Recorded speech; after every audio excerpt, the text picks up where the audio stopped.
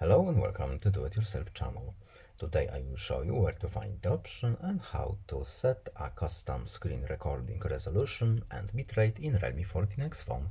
While we are recording our screen, we can change some options for it. So first settings, then we need to go to accessibility and convenience.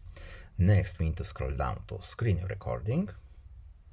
And here we have our options. So in the picture section we have a definition, we have frame rate and a lot of other options.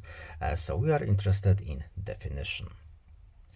So we want to change our screen resolution and bitrate. So the easiest way to do it is to select a preset, but we also have the option to set a custom one. So we can have 480 resolution and higher bitrate if we want to, or vice versa. That's all.